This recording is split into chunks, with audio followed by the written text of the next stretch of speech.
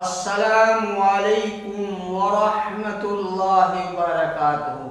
حضرات گرامی و سامعین کرام، آج کا عنوان ہے دین اسلام کی اصل غایت۔ دین اسلام کی اصل غایت اللہ تعالی سبحانہ کی معرفت، اس کی رضا کی طلب اور اس کے احکام کی بجاوری۔ اللہ وحدہ لا شریک لہ شاہراہ اسلام کی آخری منزل ہے۔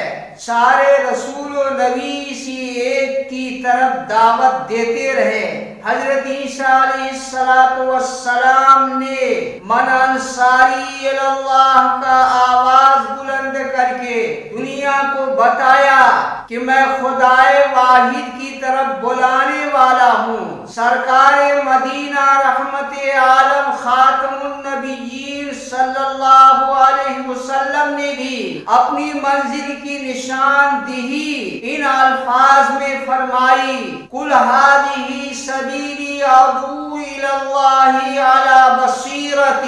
جناب رسالت مآب صلی اللہ علیہ وسلم کے بعد اس شاہ راہ کے داعی حضرات صحابہ کرام تھے۔ وہ اپنے دائرے عمل میں اللہ کے بندوں کو اس کی دعوت دیتے رہے اور آئندہ آنے والے لوگ انہی شاہ راہ کے نشان لیتے رہے۔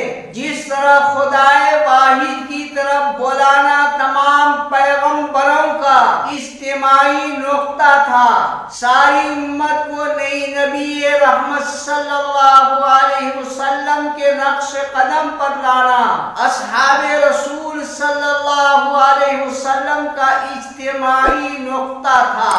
ایک موقع پر حضرت فاروق اعظم رضی اللہ عنہ نے حضرات صحابہ کرام کے اس داعیانہ کردار کو بیان فرمایا، اے لوگو، تمہاری راہیں متعین ہو چکی ہیں اور تمہاری ذمہ داریاں طے کی جا چکی ہیں۔ تم ایک شاہ راہ پر چھوڑے گئے ہو، دیکھنا دائیں بائیں دیکھ کر اور دوسری قوموں کے متوازی نظریات سے متاثر ہو کر گمراہ نہ ہو جانا۔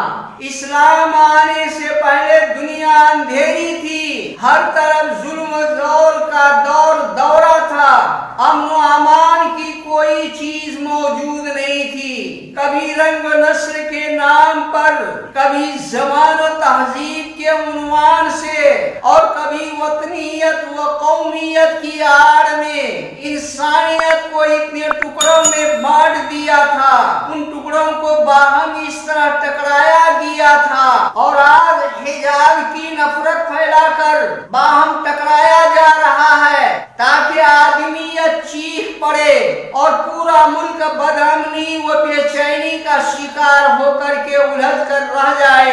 اس لیے ہمیں ہوشیار رہنا ہے۔ ہمارا ملک ہندوستان جمہوری ملک ہے، یہاں جتنے مذاہب کے لوگ رہتے ہیں، ہر ایک مذہب والوں کو اپنے مذہب پر عمل کرنے کی پوری آزادی حاصل ہے۔ اللہ تعالی ہم سب کو اس کی روشنی میں عمل کی توفیق عطا فرمائے۔ وما علینا الا البلاغ۔